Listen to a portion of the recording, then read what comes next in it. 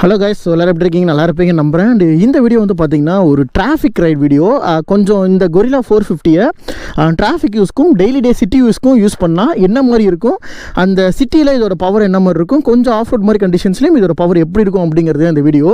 ஏன்னா ஆல்ரெடி நான் டெஸ்ட் ரிவ்யூவும் போட்டிருக்கேன், அதே மாதிரி இந்த வண்டியோட ஃபுல் ரிவ்யூ வீடியோவும் நான் வந்து போட்டிருப்பேன். நீங்கள் எல்லாருமே ஐ ஹோப் நீங்கள் பார்த்துருப்பீங்கன்னு நம்புகிறேங்க. ஸோ ஸ்டார்ட் பண்ணி பார்த்துருவோமா?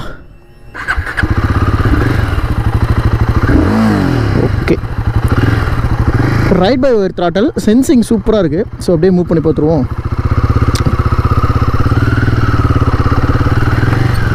இதோடைய கிரவுண்ட் கிளியரன்ஸ் அப்படிங்கிறது கொஞ்சம் கம்மி நண்பா. இந்த வண்டி நீங்கள் எடுக்கிற மாதிரி இருந்தீங்கன்னா கொஞ்சம் கிரவுண்ட் கிளியரன்ஸ் கன்சர்ன் நீங்கள் வந்து பார்த்துக்கோங்க. ஏன்னா இது அட்லீஸ்ட் ஒரு 165 mm அந்த மாதிரியான ஒரு கிரவுண்ட் கிளியரன்ஸ் தான் இருக்கும். ரொம்பவே ஹைட்டாக இருக்கக்கூடிய கிரவுண்ட் கிளியரன்ஸ்லாம் கிடையாது. பட் வைடரான டயர்ஸ் கொடுத்துருக்காங்க. உங்களுக்கு கிரேவலான ஏரியாஸ், இந்த மாதிரி கொஞ்சம் கரண்ட் மேரான ஏரியாஸ் கூட உங்களுக்கு ஸ்கிட் ஆகாது, சூப்பராக கொண்டு போகும். ஆனால் டயரு வந்து சஸ்பென்ஷன் அந்த அளவுக்கு உங்களுக்கு சூப்பராக இருக்காது. நீங்கள் பார்த்தாலே தெரியும், நல்ல பம்பியாக இருக்கும். என்னோடய ரியல் டைம் ஒரு எக்ஸ்பீரியன்ஸை நான் உங்களுக்கு வந்து சொல்கிறேன்.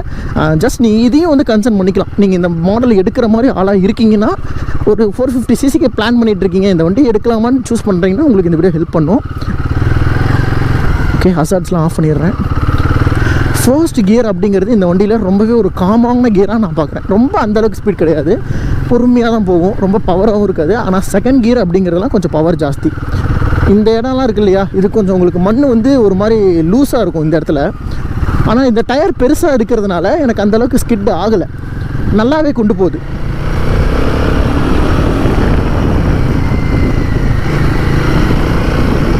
நல்ல ஸ்டெபிலிட்டி இருக்குது. நான் இன்னமும் நல்லா உட்காந்துக்கிறேன், கான்சன்ட்ரேட்டடாக, ரிலாக்ஸாக உட்காரல. வண்டியில் இன்னும் கொஞ்சம் முன்னாடி தள்ளி கொஞ்சம் நீட்டாக கான்சன்ட்ரேட்டாக உட்காந்துருக்கேன். பார்க்கலாம் எப்படி இருக்குன்ட்டு. அண்ட் என்ஜின் ஹீட்டுமே நான் உங்களுக்கு வந்து சொல்கிறேங்க. நீங்கள் டிராஃபிக்ஸில் ஓட்டும்போது ஒரு என்ஜின் ஹீட் வந்து எந்த அளவுக்கு உங்களுக்கு வந்து ஃபீல் ஆகுது அப்படிங்கிறதையுமே இந்த வீடியோவில் நம்ம வந்து பார்த்துடலாம்.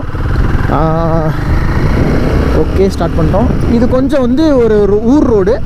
இதிலேருந்து போனோடனே நமக்கு சிட்டிக்கு வந்து ஜாயிண்ட் ஆகும் இந்த ரோடு. ஸோ கொஞ்சம் போய்ட்டு நம்ம சிட்டிலேயும் ரைட் பண்ணி கொஞ்சம் டிராஃபிக் இல்லை, நல்லா ஹெவியாக இருக்க டிராஃபிக்லேயே அந்த வண்டி ஓட்டி பார்த்துடலாம். அண்ட் பப்ளிக் ஒரு ரியாக்ஷன்ஸும் எப்படி இருக்குது அப்படிங்கிறதையும் என்னால் முடிஞ்சால் கேப்சர் பண்ணுறேன். ஓகேவா? ஏன்னா எங்கேயுமே வீடியோ கட் பண்ணல, உங்களுக்கு அப்படியே போட்டு காட்டுறேன். டிராஃபிக்ஸில் எவ்வளோ கஷ்டமாக இருக்குது, அண்ட் அந்த எத்தனை கியரில் நான் போயிட்டுருக்கேன், எனக்கு ஓட்ட எவ்வளோ ஈஸியாக இருக்குது அப்படிங்கிற எல்லாத்தையும் நீங்கள் பார்க்க முடியும்.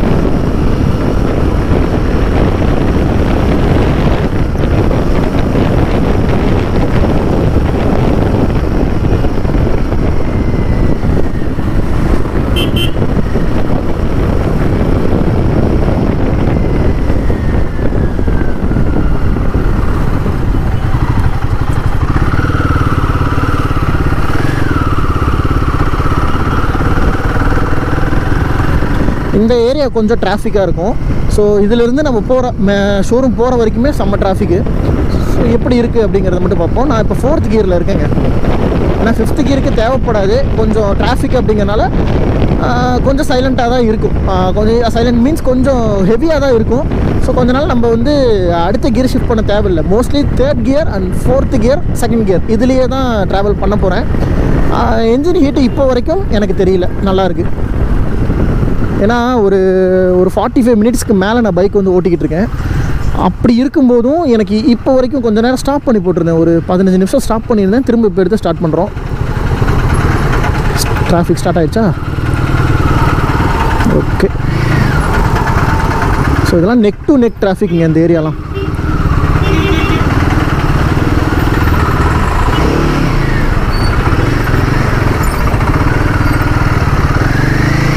வண்டி சின்னதாக இருக்கனால நல்லா சந்து புந்தெல்லாம் உள்ளே புந்து ஓட்டுற அளவுக்கு நல்லா இருக்குது.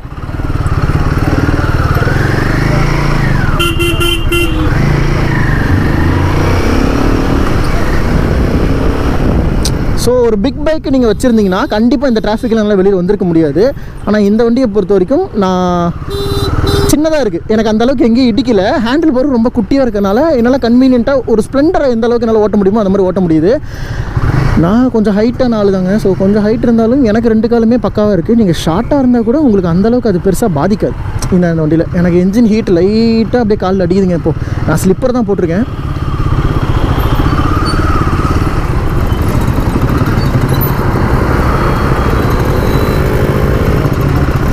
எங்கேயாவது சந்து கிடச்சிச்சின்னா உள்ளே பூந்து வெளியில் போயிடலாம்.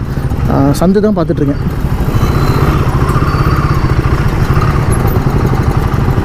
இதில் வந்து இந்த ஹையர் இந்த நமக்கு இந்த ஸ்ப்ளெண்டர்லாம் இருக்கும் பார்த்தீங்களா, ஸ்ப்ளெண்டர் i3 சிஸ்டம் மாதிரியான ஒரு சிஸ்டமும் கிடையாது ராயல் என்ஃபீல்டில். ஜஸ்ட் நீங்களே ஆஃப் பண்ணிட்டு ஆன் பண்ணுற மாதிரி தான் இருக்கும். பட் அந்த மாதிரி விஷயங்கள் நீங்கள் டிராஃபிக் இருக்கீங்கன்னா உங்களுக்கு ஆட்டோமேட்டிக்காக ஒரு 3 கிலோமீட்டர்ஸில் ஒரு 30 செகண்ட்ஸ் சம்திங்கில் உங்களுக்கு பைக் வந்து ஆட்டோமேட்டிக்காக ஆஃப் ஆகிடும். அந்த மாதிரி ஒரு ஃபியூச்சர் இருக்கப்போ ஃபேன் எதுவும் ஓடலை. ஓகே, ரிலீஸ் ஆகிடுச்சிங்க டிராஃபிக்கு. அப்படியே நம்ம பொறுமையாக மூவ் பண்ணி பார்ப்போம். ஆனால் ஃபஸ்ட் கியர் நல்ல ஃப்ரெண்ட்லியாக இருக்குது இந்த வண்டி. எனக்கு அது ரொம்ப பிடிச்சிருக்கு. என்னதான் ஒரு 450cc பைக்காக இருந்தாலும் எனக்கு அந்த ஓட்டுற அந்த ஃபீல் வந்து பார்த்திங்கன்னா ஃபஸ்ட் கியரில் இருக்கும்போது வண்டி அந்தளவுக்கு ரொம்ப அக்ரெஷனாக இல்லை. அப்படி இருந்துச்சுன்னா உங்களுக்கு கண்ட்ரோல் பண்ணுறது கஷ்டம். ஸோ இது வந்து கொஞ்சம் நல்லா இருக்குது. ஃபஸ்ட் கியர் ரொம்ப ஃப்ரெண்ட்லி. ஆனால் செகண்ட் கியருமே நீங்கள் போட்டுட்டிங்க அப்படின்னா அந்த மூவ்மெண்ட் நல்லாயிருக்கு. அதுக்கப்புறம் நீங்கள் த்ராட்டில் கொடுக்க வண்டி வந்து உங்களுக்கு ஸ்பீடு ஏறுது, நல்லா டாப் ஸ்பீடு வந்து போகுது. செகண்ட் கியர்லேயே ஆல்மோஸ்ட் உங்களால் 60-65 வரைக்கும் உங்களால் ரீச் பண்ண முடியும். நல்லா கொதிக்குது இப்போ என்ஜின், என் காலில் நல்லா அடிக்குது. யாரா இந்த காருக்காரன் வேறு சந்திலேயே தான் போகணுன்னு நினைக்கிறாங்க. ஓகே,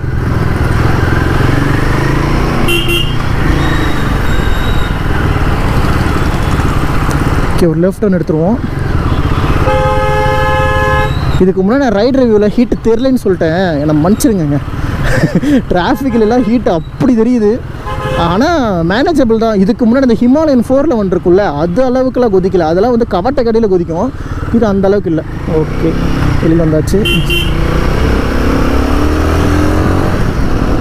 இதுதான் ஹிமாலயன். நீங்கள் டிராஃபிக் சைடில் ஓட்டுற போது இதுதாங்க கேஎஸ்ஆர் தேட்டரு. அண்ட் இந்த ஏரியாலாம் உங்களுக்கு நிறைய பேர் நாமக்கல்லேருந்து யாராவது வீடியோ பார்க்குறீங்களான்னு கூட எனக்கு தெரியாது. ஸோ பார்த்தீங்கன்னா தெரிஞ்சுக்கோங்க. ஸோ இதுதான் வந்துட்டு சேலம் ரோடு.